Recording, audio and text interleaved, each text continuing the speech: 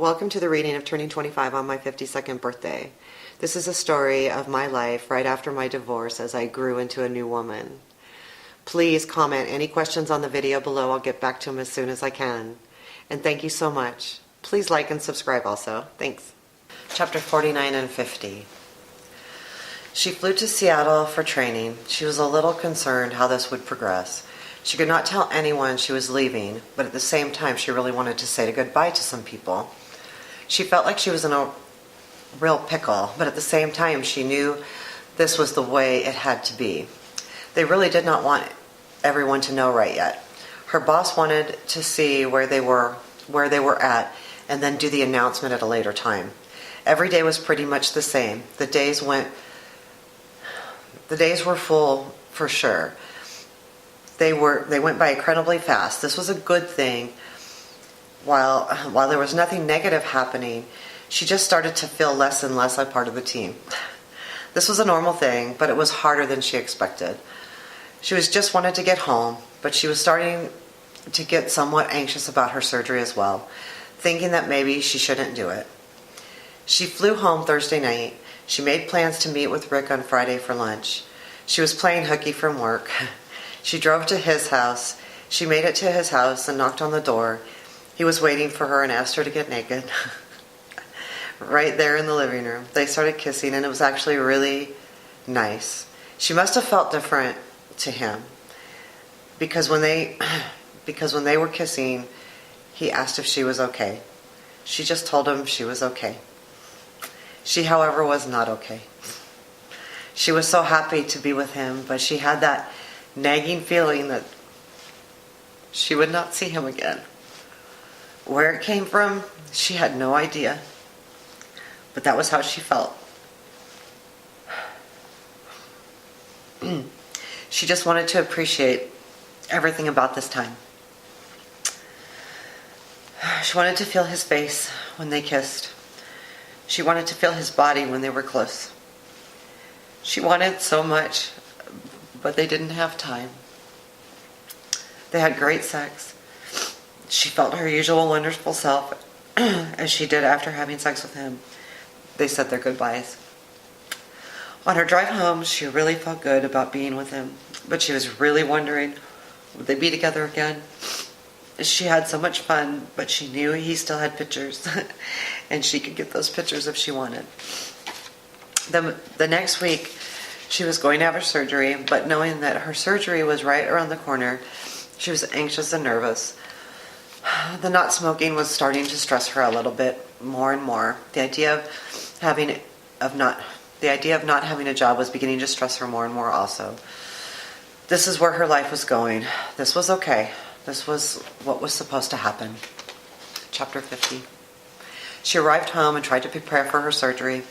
She would have to work on Monday, but Tuesday was the day. She bought some things that she wanted to have around the house to eat and drink.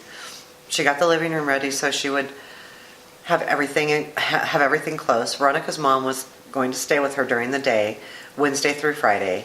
That was really nice. Veronica literally focused on healing. She spent Monday training. She didn't do a whole lot of work. She was just focused on being available to help whenever they needed it.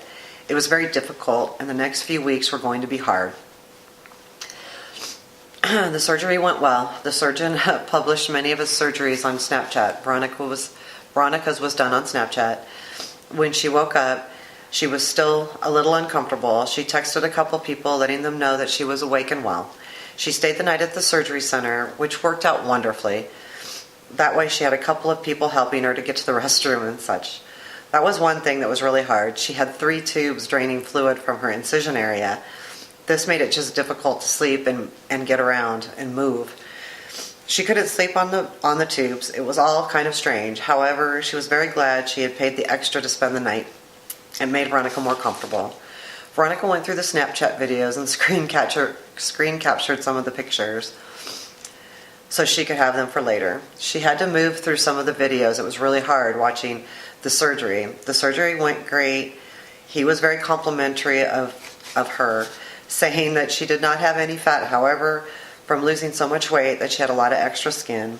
He explained that he was not doing any liposuction, that it really was just skin. The ladies at the doctor's office gave her the nickname of the lady with the skinectomy.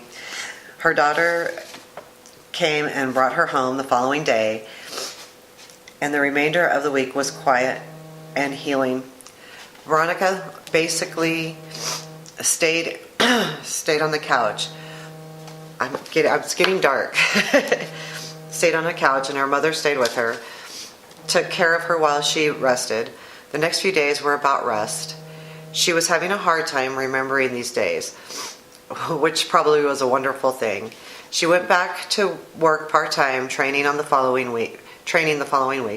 She was starting to feel the stress and still wasn't smoking, and now she was sitting in her home office just waiting to train someone. It was making her crazy with anxiety. She was so done. She needed to move on. She wasn't getting any responses from any text from Rick. She was freaking out about that. Her life suddenly felt like such a whirlwind. She was scared in so many different ways. She couldn't even explain it. She finally texted Rick asking him to send some more of the pictures of when they were together, and that it wasn't fair that he had these in total control. She totally wanted more pictures. She really wanted more pictures. He didn't respond, so she texted him again, asking him again, and now she was a mess, a true mess. Not just with him, but with everything. She truly felt out of control. He finally responded and told her that was enough. He said he had his own issues to worry about. He said he had his own shit to worry about. Veronica just responded, okay. But this time it was different. Veronica just so wanted to be there for him, but he had shit, and she didn't know anything about, and this just crushed her in so many different ways. She felt selfish. She felt stupid. She just wanted to crawl under a rock. What was she thinking? Everyone had their own shit. She needed to be there to help them, not to have people help her. The next morning, Rick sent her some pictures, and all it did was make her feel even more horrible. There was not control. She learned 2 lessons. If you want pictures, take them yourself and realize you have no control over anyone else, period. There was such a tough time for her. She was losing him, her job, everything she knew.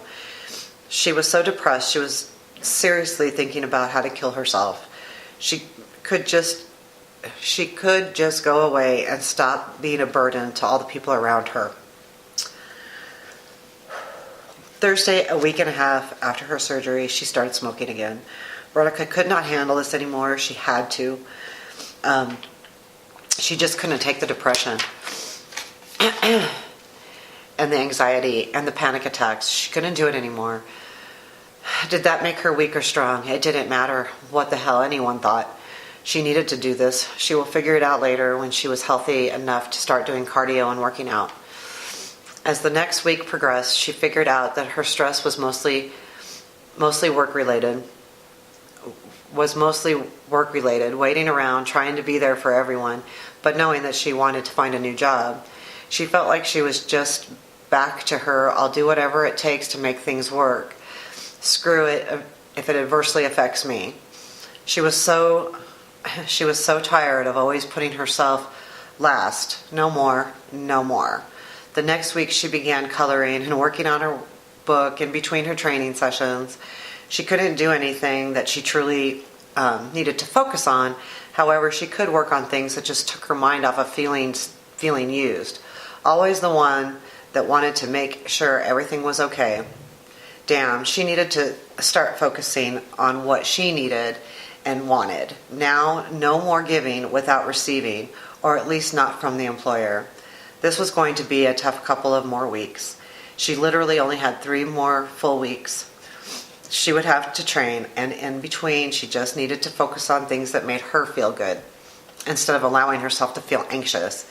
This part of her life was almost over. She could do it. This was a really hard time, and what's really sad, and the reason why I cry, and I'm going to cry again, was it was the last time Rick and I were together.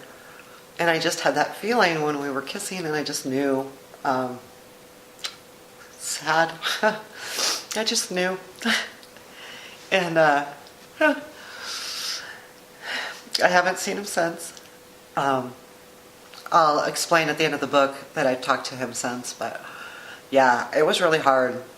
The quitting smoking really, really was hard on me, and dealing with all the changes, I got really depressed, and yeah, it was almost scary depressed. So I chose to start smoking again, and I did start feeling better. So that depression just took over. I'm not kidding. It was horrible.